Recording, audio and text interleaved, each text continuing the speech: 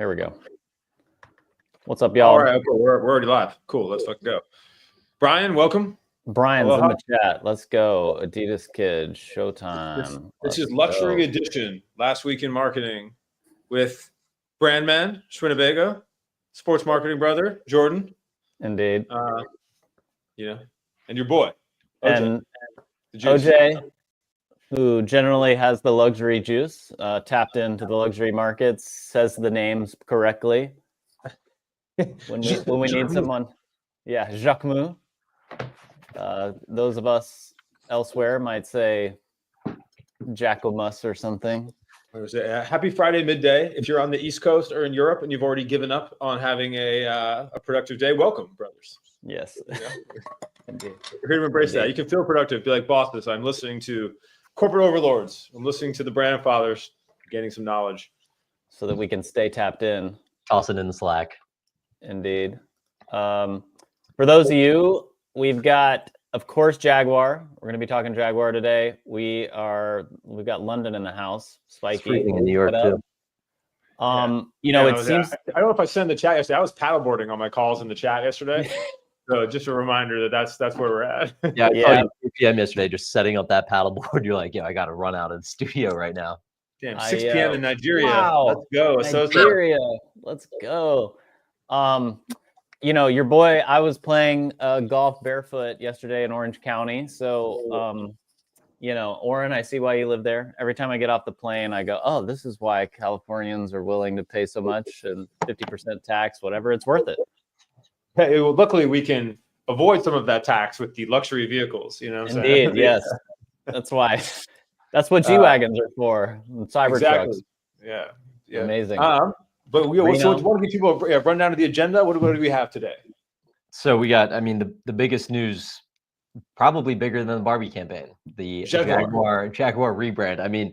What do we think in terms of media impressions this has gotten between between all of their content, the critiques, the memes? I don't know if you saw today. The rumors today are it's the Apple car announcement because of some of the crossover of the imagery inside that. And how they lost the Waymo contract. So I highly doubt this, but I thought that was an interesting wrinkle. It would be fascinating. There are some people who are coming out with their conspiracy theories of what's been going on with Jaguar. And they're like, no, they're just trolling us. And there's going to be a much bigger reveal. I don't know. I don't know if you guys are there may still be a much bigger reveal, but they are not trolling. I will guarantee that. This was a serious effort and endeavor. Yeah.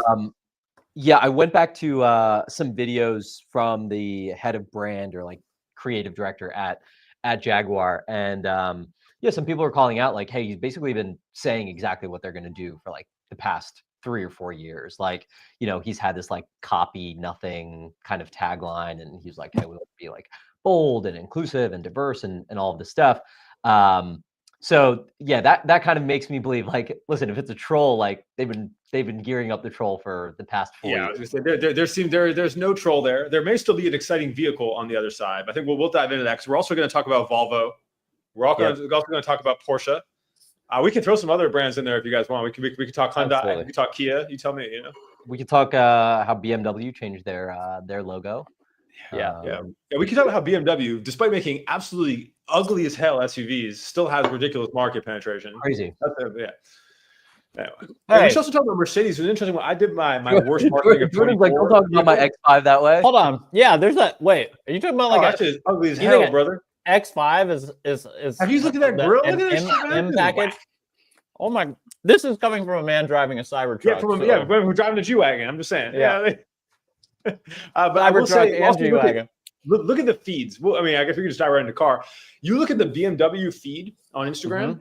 Mm-hmm. It's just cars. It's just like the 2017 travel edition, right? It's like 90% of it is a car. 10% like might have a person.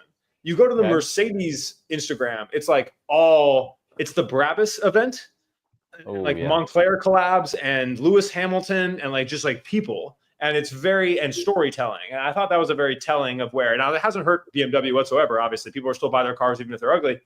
but it is it was an interesting scenario. I won't stand for this BMW slander. I mean, You driving a BMW, brother? No. But BMW, I am available. BMW, you look at it, the cars look great. I am I'm saying available. The crossover SUVs are like the grille design is mid. That car looks good. That's fair. I mean, I love the M package. I've always liked. I kind of like all car, to be honest. Like I like American. I especially like German cars. It was on my 2024 goals. It's now rolling over to my 2025 goals. But we need a. Nolan said Audi BMW has a new logo for the Asia market. That's which is just Audi, which is just AUDI written out in text. Because because the circles are too representative of like Chinese coins or some shit. But but exactly. But it's like the full Montclair, the full streetwear, plus like the legacy Mercedes. Like they're going in. They're presenting themselves as a luxury brand. Their feed is more Burberry than it is like car performance. Like it's art. I'm a fan. I love this. Yeah. They got Nego on feed, you know what I'm saying? Like, and they also just don't give a shit that people might not like it, right? So I'm a fan. Well, they're all okay. All of this is in the sake of trying to get younger, it would seem. And that's, I think, the common theme. But see, this is a common misconception. No one puts Nego on their feed if you want to get younger.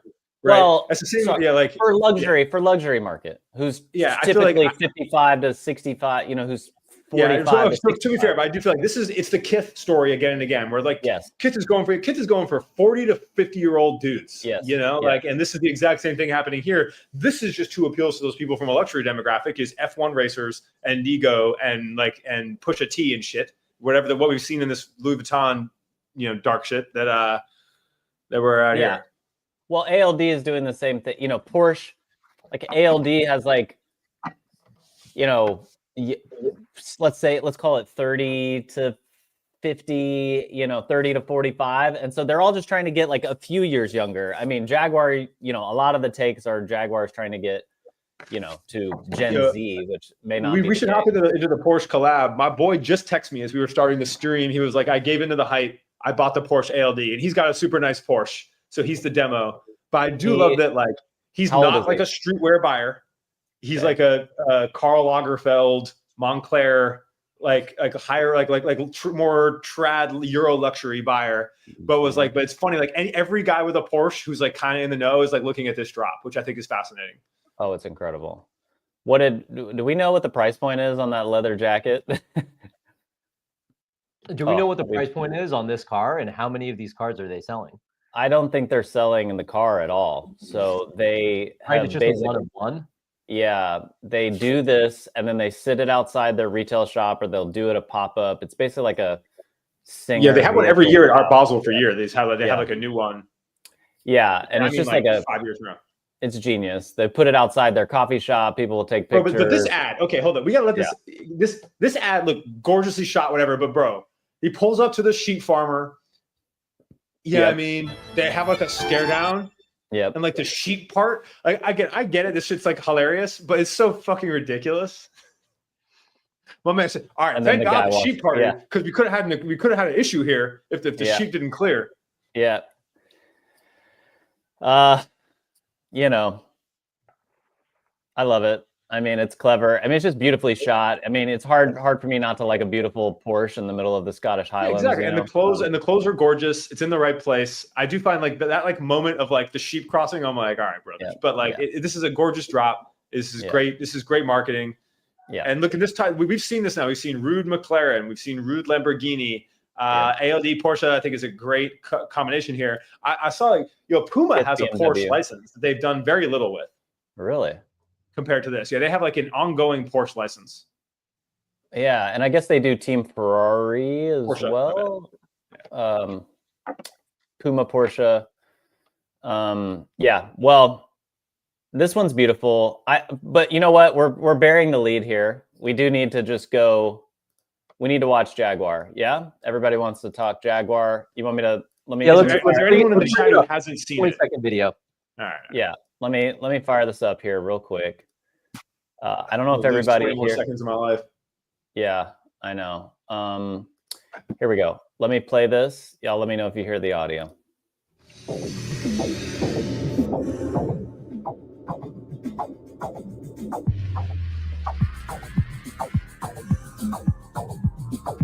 I can't believe we're still talking about this. I know. Let me put it on 1.25.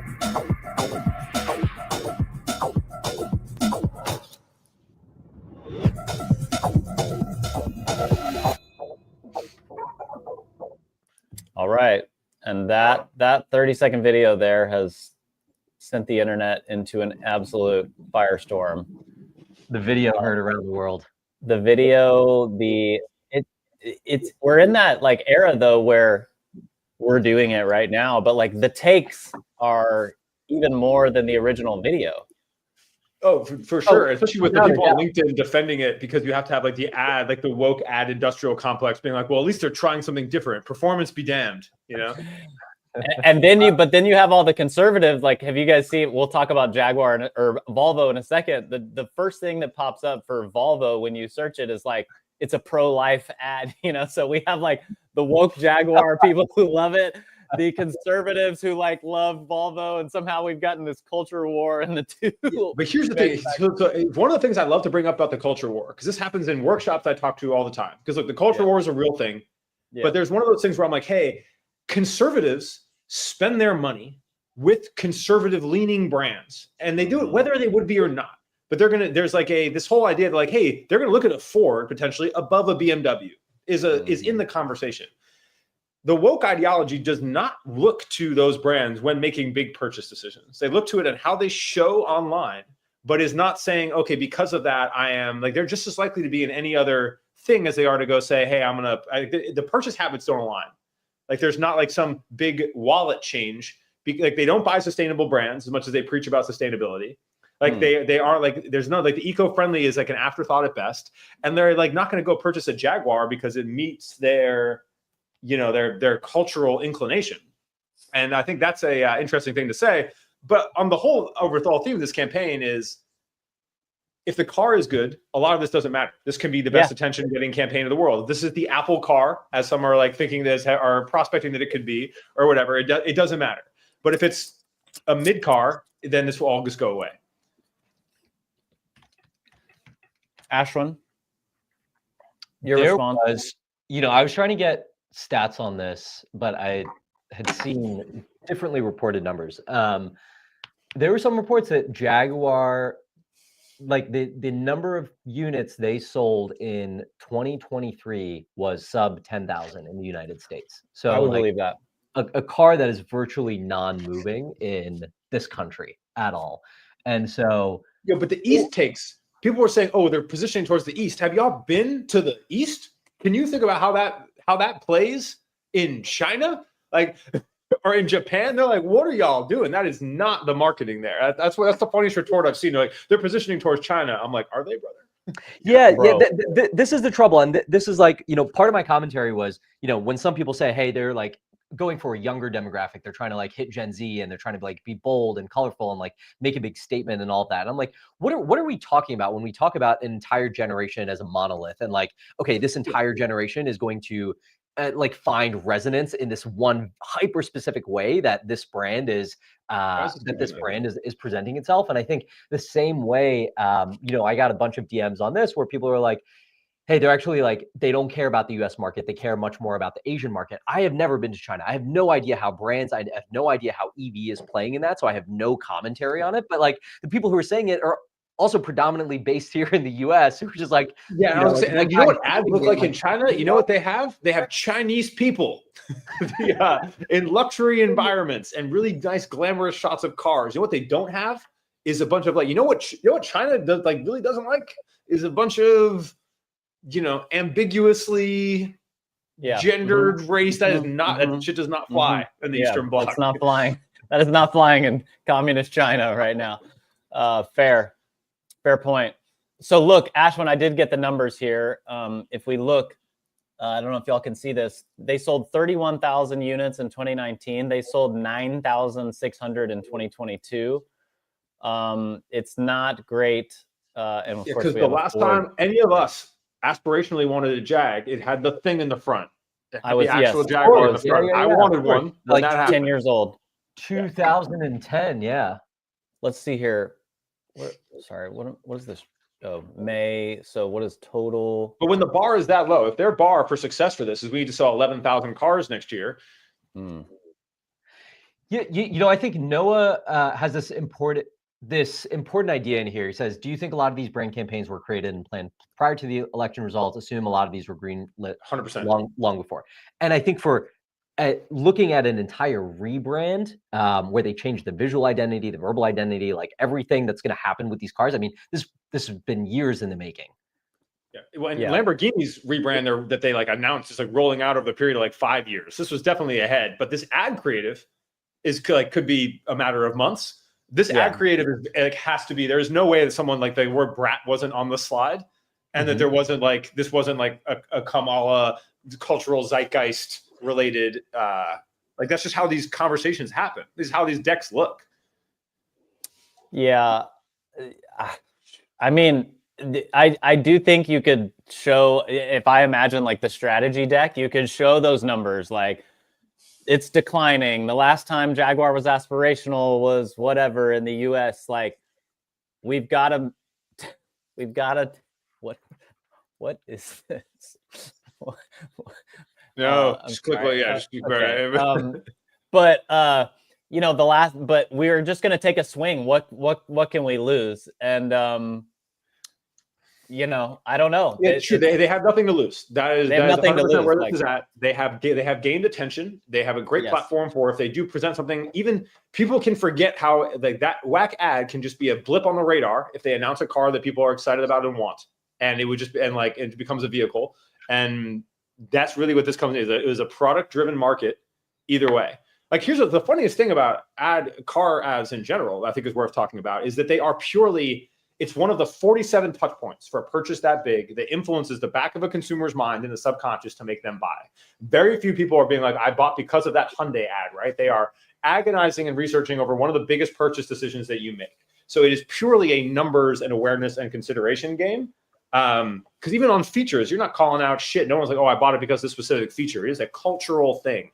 And so it is an interesting to think about from that perspective, which leads us to the Volvo ad. You want to play the Volvo ad? Oh, yeah. Features. That's a great point in features. All right. Well, I think we should just wrap up since so many people are so interested in Jaguar. Like, do you think it's purposefully, it absolutely is purposely designed to get everybody to talk. There's no way you do this without, and they had to know that people are going to feel extremely strong in one way or another. Yes. This wasn't like, oh, we're going to do this and people are going to love it. No, I think it was like, we're going to do this and it's just going to be like a normal campaign. People are like going to be like, all right, you know, this is whatever. This is just the new Jaguar direction. I did not think they expected to have this level of response. Do you see this wrapped image here of them testing it? That almost looks like a Rolls or a 300C or something. Like, yeah. Also, when you look at the debut images of the car, even the stuff that they've been trickling out, that all looks interesting. At least, like there's the other one too, where you have like the little the thing like popping out. It's on their Twitter. Oh, yeah. Okay, I haven't seen it, but super sick. Hold up. Jaguar teaser. Oh, this or no? Yeah, see the one down there in the middle. Oh, nope. Right here. Yep. Nope. Oh yeah, the door handle. Yeah. Oh, yeah, the door handle. That was it. That was the one you just said. Yeah, cool. Super cool. So again, good design heals a lot of wounds when it comes to the car market. But so my prediction here is we're going to see this done intentionally now in the future. Because what I saw from this and what like will immediately be in meetings from now on is being like, hey, if we launch something like this as a troll, especially with any legacy brand that's willing to go down that and then go, haha, like 3 days later, it would break the fucking internet. And so I think that we're going to definitely see people doing that here coming up very shortly. And then we're going to get very tired of that very quick. Yeah, that's a great take, I think. People are going to try this, you know, you're going to have to throw convention out the window to try to just get people talking, because on December 4th, we are all going to be paying attention to what the car is that rolls out. Agreed. Okay. Volvo. All right. Volvo, this would be the anti pro-life ad. I love that. Yeah. It's so good. It's political. This is 3 minutes long, so You Let it want ride. to play it on 6x speed? I'm just joking. Okay. It is. I'll throw it on here, and you want to do sound or no sound? Yeah, we can just talk over it. We can just have it live in there. Hey. Ashwin, you want to give a quick recap of what happened in this ad and why it meant so much to you as a pro-life? That's right. Let's watch 15 seconds of it, and then you'll kind of get the sense of it. Let me see what happens when it goes full stream. I'm crying already for America. Oh, it is beautiful. All right, so she's pregnant. Hey, love. Hey, Mom. How are you guys? How you doing? Yeah. The mom thing is interesting. We're good. You know. Something wrong? No. But we've actually got something to tell you. You bought a Volvo. Kate's pregnant. Oh, I'm joking. You're gonna be a grandma. I'm scared, Mom. Why are you scared? Oh, It's okay to cry I on mean, live, Jordan. what's that? It's okay to cry. It might be the first time, but Ashwin dropped it in his broadcast channel and was like, okay, I'm going to check this out. I'm like, why am I shedding tears on a Wednesday morning in a broadcast channel? I have a daughter. There is you want me to fast forward a bit here? Yeah, so we'll kind of like talk through this a little bit. So this, couple has a kid. He is talking to his mom, and he's explaining to his mom like the things that he is concerned about and the things that he's excited about in terms of raising his daughter. And then you see these like flash forward visions of like her growing up and like the joys as well as sorrows of like raising a kid, and like when they go through this loving phase, this rebellious phase, then they go off to college and like out in the real world and stuff. And it's all like very cinematically shot. There's this really great narrative told here. The soundtrack in the background, like it just feels like a segment from a movie. And the place that it ends, like, Jordan, if you just want to scroll up a little bit to that, like right before, you can probably see like where it's the most replayed segment there. Trying. Yeah. Fade into black. Here it is. So she's bang. So the Volvo. Yeah. So she's like, then it's kind of like imagined her as like an adult walking across the street, almost gets hit by this car, but then, it stops, and it just like demonstrates Volvo is, has like insane braking capabilities. But then it like ends with this line that's really interesting, is like, sometimes the most important moments that happen so the most important moments are the ones that never happen. And that is like that is like such a like good like bow tie on this narrative of like, it's like shown through this like negative lens or like negative framing of like the power of this thing in terms of like what didn't happen or what didn't transpire. And so it's like, very like emotionally compelling from that standpoint. Yeah. But it's funny, but this would have gotten like 50,000 views if it wasn't for the Jaguar ad, people being like, quick, give us an example of good car marketing, which is like an unintentional win. Yeah, I think I don't know. This to me shows the power of like investment and like beautiful storytelling, kind of narrative. This dude, I don't actually know who this director is, but it sounds like there's a film director who is doing like traditional films historically. And I saw somewhere like the director from Oppenheimer, the cinematographer from like Oppenheimer and Interstellar. Okay. Christopher Nolan would be that director, but yeah, the cinematographer is probably his guy. That's a good point. But so to me, like, brand is a lot about association. So first of all, Volvo knows who they are. They've been about safety for about 30 years. Like that's the corner of the market that they've taken. They've said, hey, we're the safest car. And where I thought this was going, and I think the tension in the beginning of this is like, you already know that from a Volvo standpoint. I kept going like, who's that woman who got in the car? Because I was thinking like, oh, you're going to protect now you're going to protect the woman who is pregnant and your kid, like, you'll be in the car and the kid will be saved, which is like, I don't know, marketing 201. If 101 at the very basis is, hey, our cars have great features and benefits, and we want to tell you, like, faster braking capability, better airbags, all these technical details that so many people harp on. Then the second is like, what's the benefit you'll actually get from those technical details? And this, if you want to get super nerdy, when we feel something, your memory and your brain attaches to that other thing.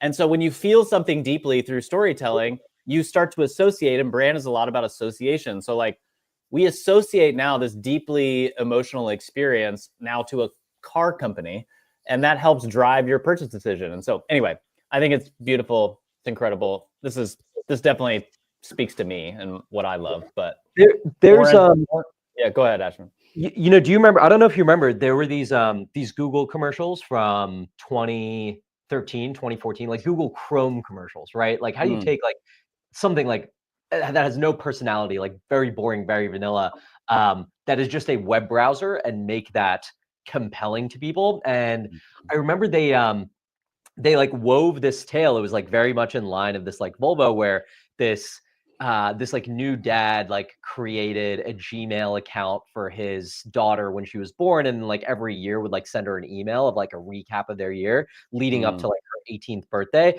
And it was like Google was obviously like, Google wasn't the hero of the story, but it was like clear how they were in there, and they do it with this like emotional soundtrack. I mean, 10 years later, I still remember that commercial. And so there is this like, there's this really important point of like, hey, emotional resonance is certainly one angle through which like you can just drive that memory. And I think with Volvo, has it, at least as far as I understand Volvo, they just like, they're the parents' car, when like people have like, there's this funny thing in New York, there's this lady called a car seat lady, and she like installs your car seats, and talk about niches. And on her street, talk about preying on a whole economy of women who don't think their husbands are capable of doing anything. Capable of doing it, yeah, exactly. Only New York.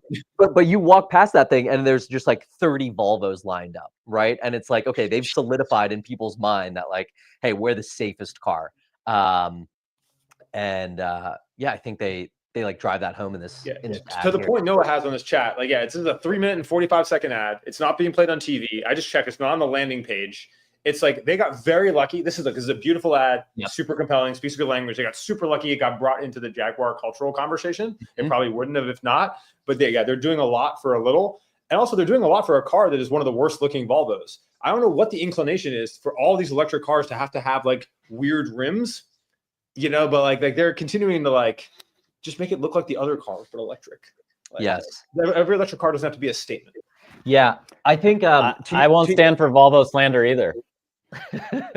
Jordan has none of these cars, but he won't stand for the slander. Like, go to the EX90 and tell me that that's a good looking. Like their other SUVs look fine. I have plenty of friends with the XC70 and whatnot. It's a very popular vehicle in our area for the same exact reasons. This is not. It's not a win. Yeah, I mean, car design in general like has had this like weird idea of the future, like what people have imagined the future to be, just like with like the LEDification of everything, just like very small like openings for lights. And when they do that, like at least so Hyundai does this, and at least it's interesting, like look, it's just look at the wheels. What are we doing? Yeah, it's fair. Thank you. You can ruin an entire car with wheels.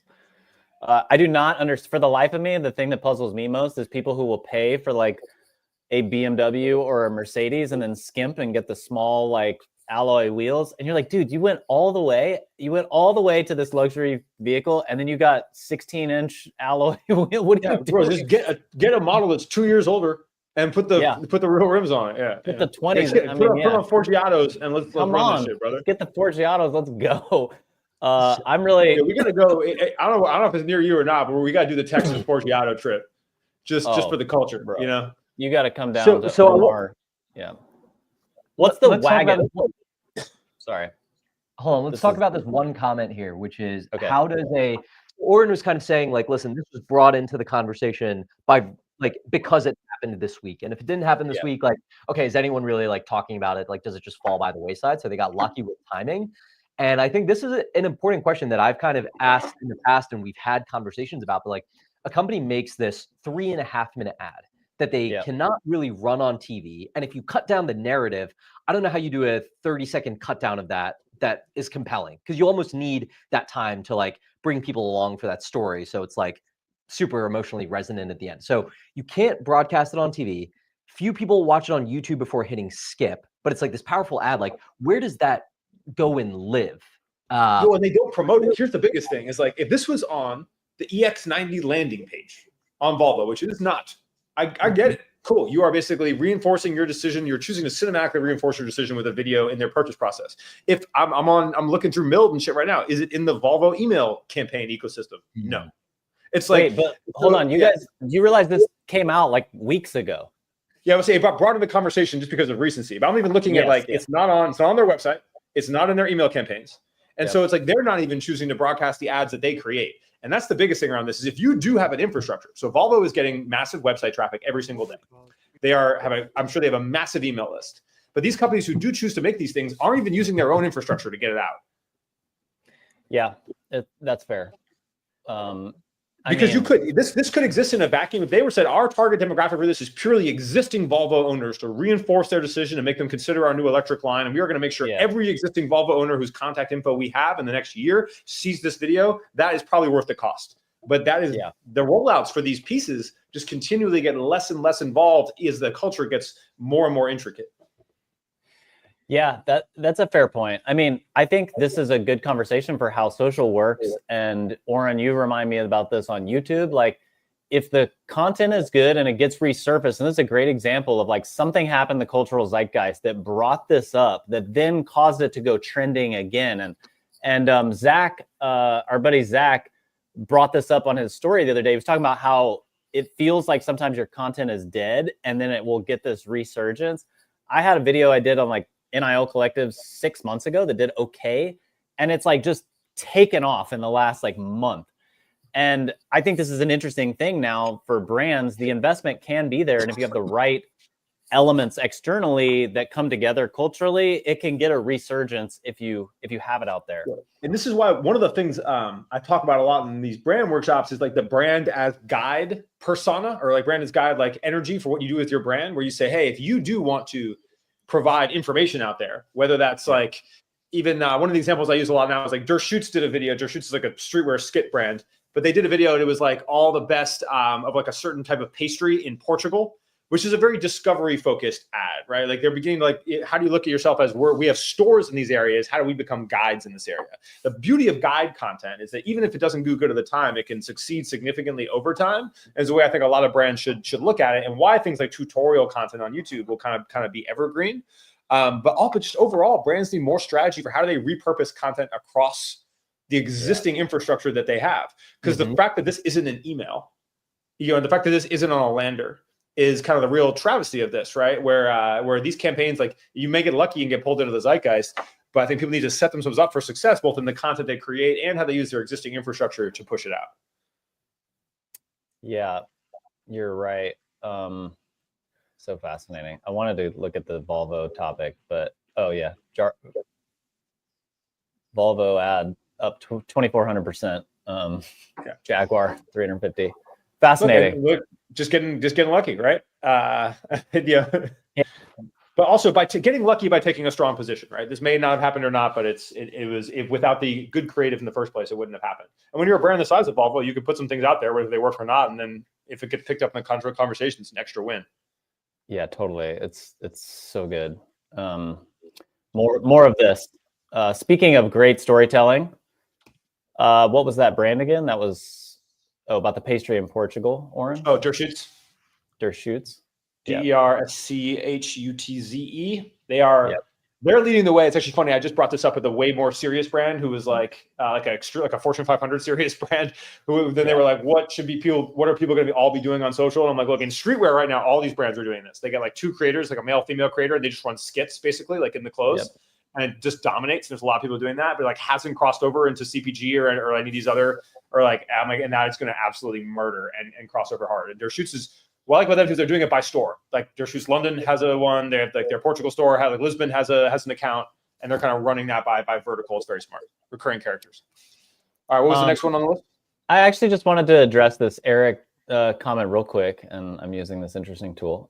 So he basically is like, a bad logo can undermine its appeal. Nothing guarantees, like tendency to, these rebrands that just generate buzz, but that doesn't equal good marketing. I would say, and if Diddy, for example, that's a, very negative example, but if he dropped an album, it wouldn't guarantee impact or relevance. I'll tell you this, it is very relevant.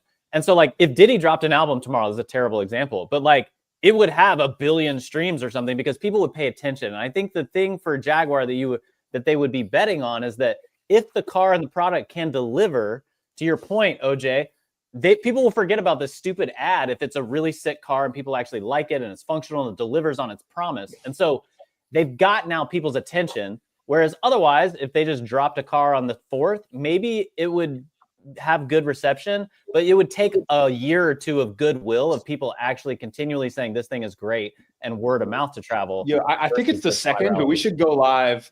It's going to be a cultural moment when that unveils. We should be live. I think it's on the 2nd, and I'm traveling like the afternoon, but if it's in the morning, we should be live for it just out of pure curiosity. Put a calendar invite on that. We should be live from Art Basel. It's setting it up for it. It'll be one of the most shared car designs. So here's what it looks crazy. So if it's going to be, it's either going to be crazy good or crazy bad, people are going to share it. If they were debuting it and it looks like a normal ass, like an F-type, then it would just be like the story would just go away. Agreed. All right. We got to talk Sotheby's storytelling.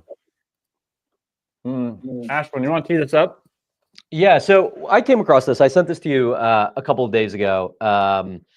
And, we often talk about how, like, especially large and legacy brands, as they struggle to make content, make like compelling content for social.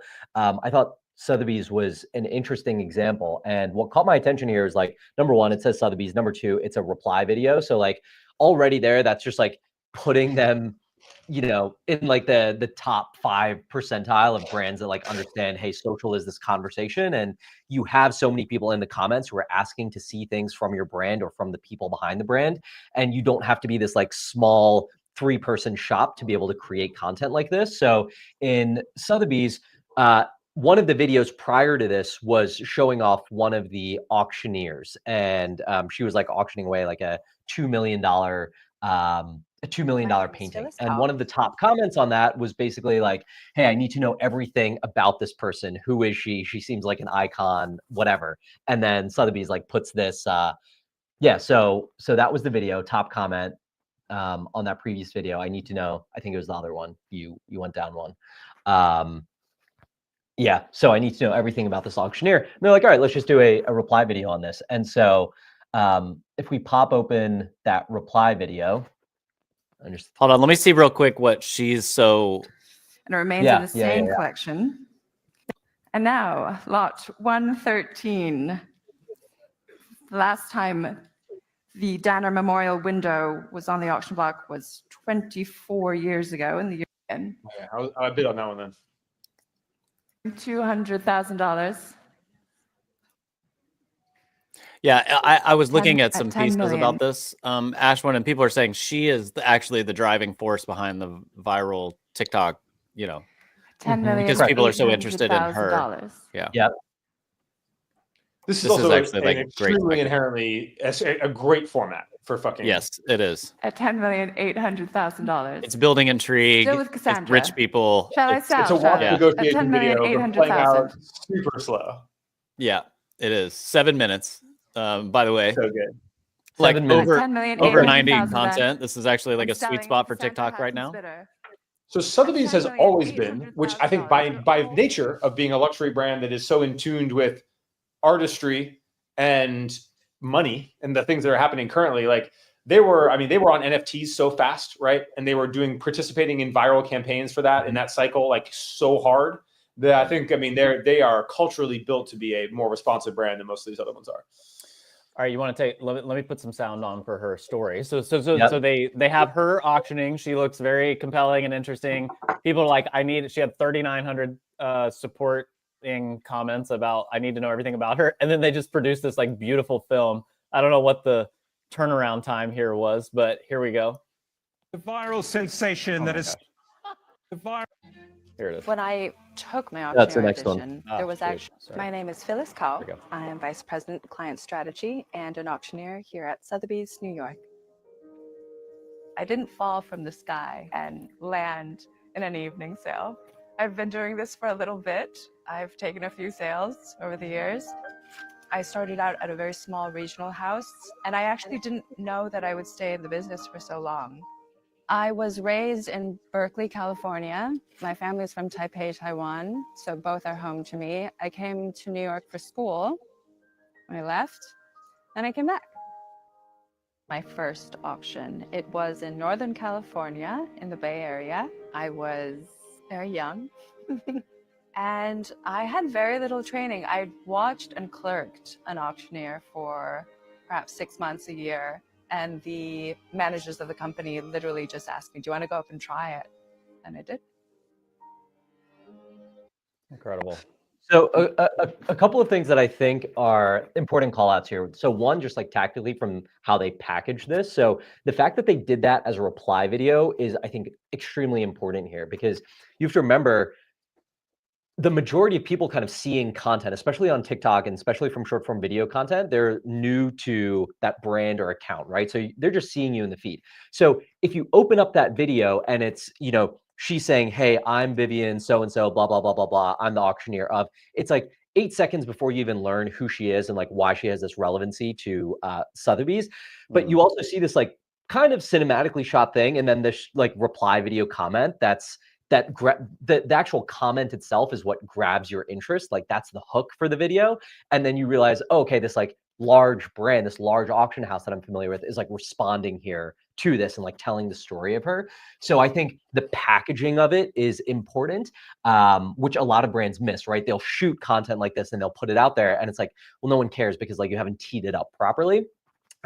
That's one. Number two, we talk about this all the time, and we're talking about this with like Amex, right? Like one of Amex's like best series that they have is like with this guy Ira the Archivist who works at Amex, and he just talks about Amex's like 150-year-old history, and will like say, hey, here's like the first credit card. You know, here's how we ran credit cards back in the 50s, and like this is what this machine is.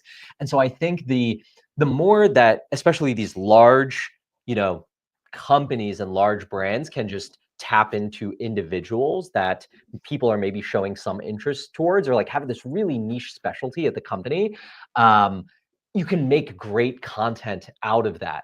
And yeah, that's what I thought Sotheby's did in a really interesting way here. And I'm sure like build out on this series. It is really good, and it should be. I think as brands, you're always thinking about like who's that external person you can go sign, and who's the big budget like movie star, the Zendaya, or whoever. And it's like you actually probably have some mad scientist who's been there since day one.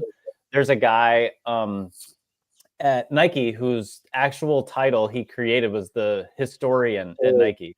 His name's Scott Reams, and I actually did a YouTube video with him just because I wanted people to see after the movie Air came out. But he's on LinkedIn, has actually developed this huge following because basically anything that happens in the Nike news, he'll go like, hey, here's actually how that started. Here's the story that actually went. Here's what Phil said about that thing. And he realized that, you know, you needed to archive the things that were happening at Nike and all this. So, and that's who Ira is, the archivist, which is pretty amazing. It's character building, you know, like storytelling versus just product selling.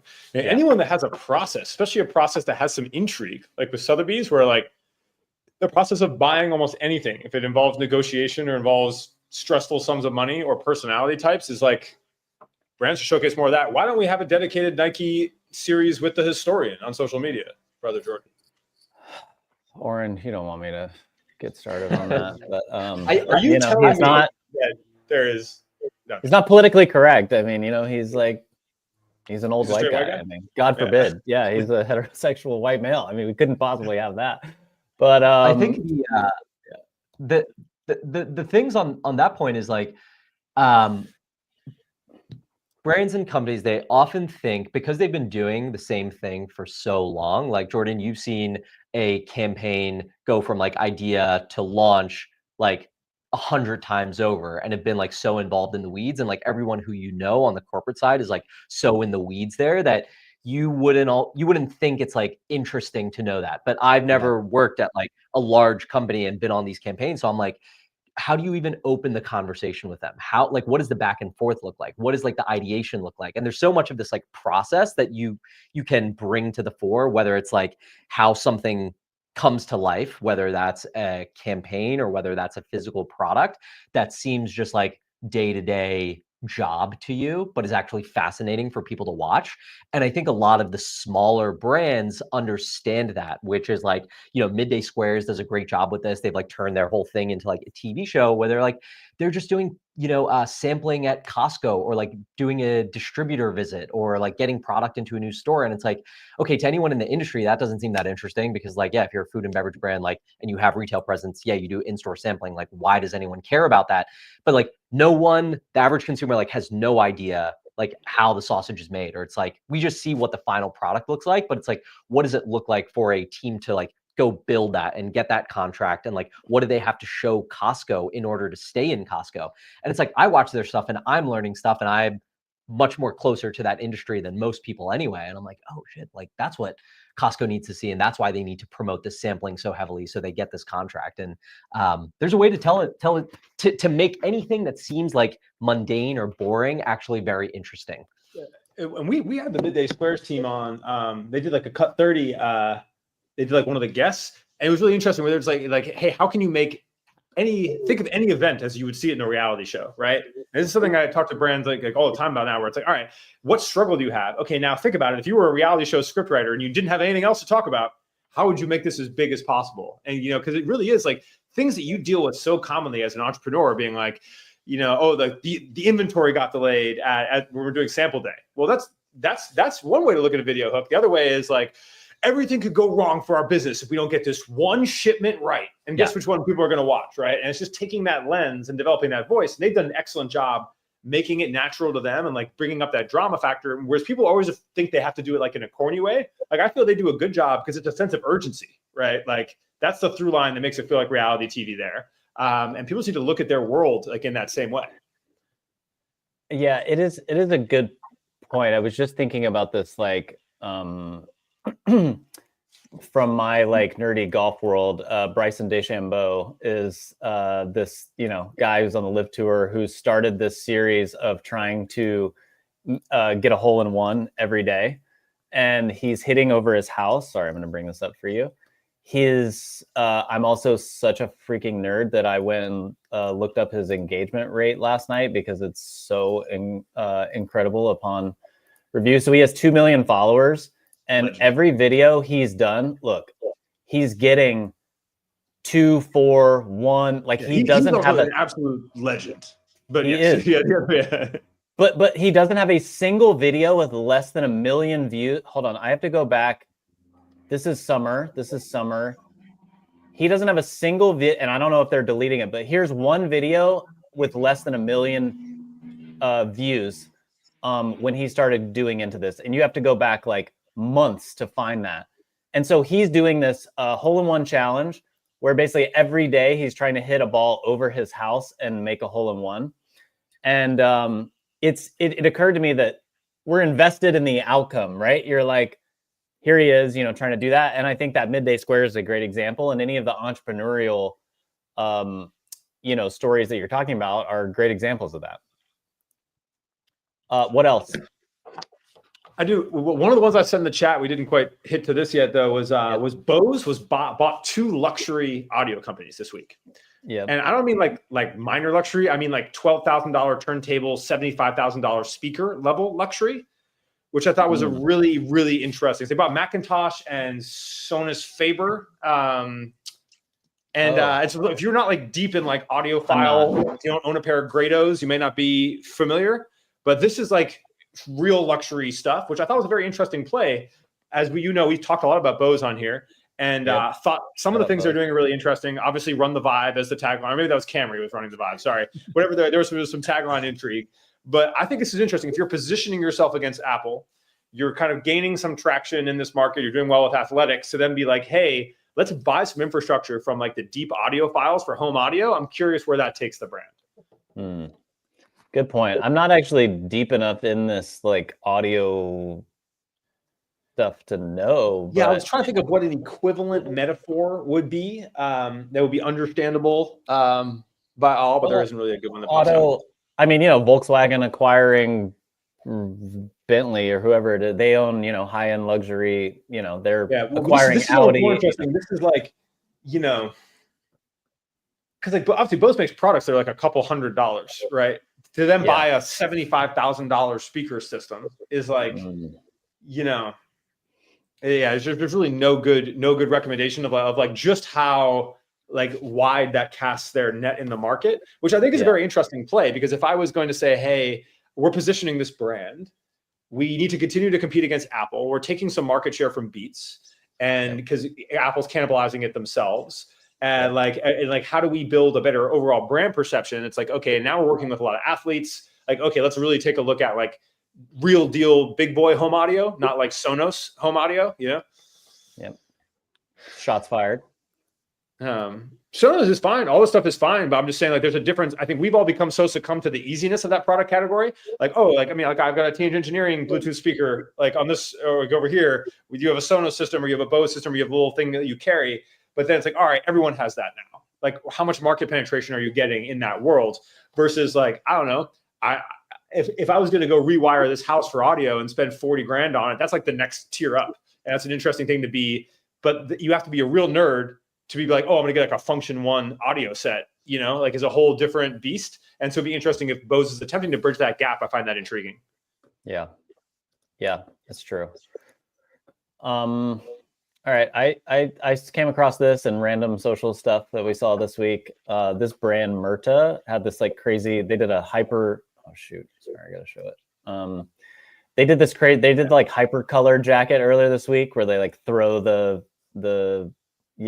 It's just a good example of.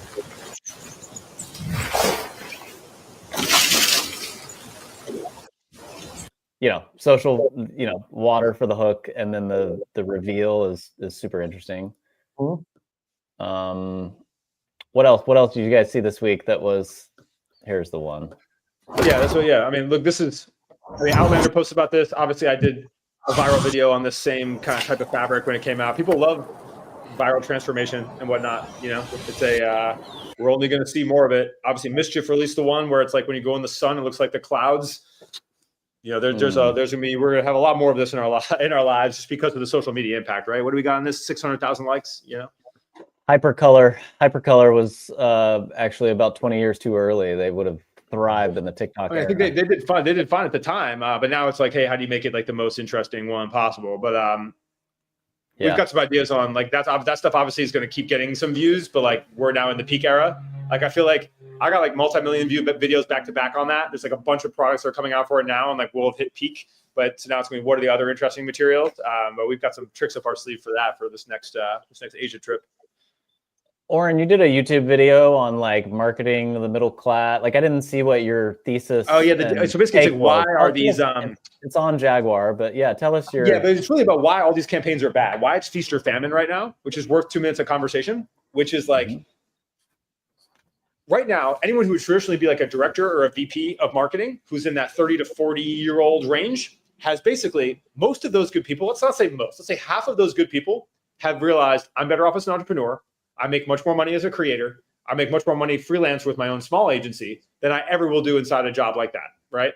And then the other half of people, there's still plenty of people that work in that, now have their choice because there's way less of this existing middle class people of like the best jobs and places, which is why you see these companies like I brought up Rode, like Haley Bieber's Rode, Hexclad, like a bunch of just, cool new companies that are crushing it, that put out great marketing after great marketing because all these people then gravitationally want to go to where the good marketing work is. So like the few people that are left, which leaves the people at these other companies with this gap.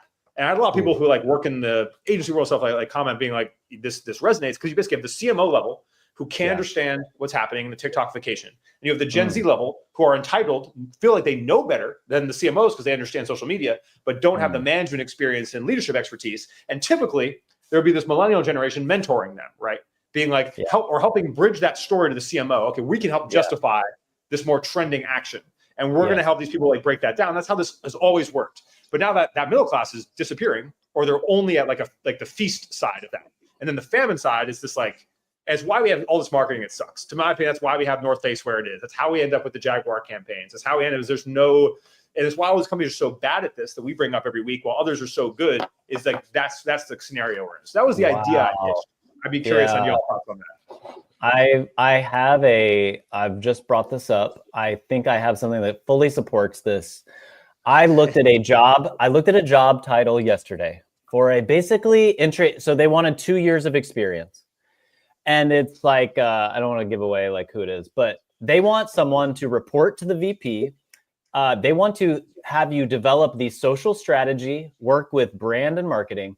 They want you to create, curate, and manage high quality, engaging content, including copy text, images, videos, and graphics for all social media platforms, including Instagram, Twitter, Facebook, TikTok, YouTube, and others.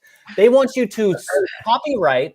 They want you to manage the community, have coverage of the events, analytics and reporting, and campaign management. And they have a budget of $50K.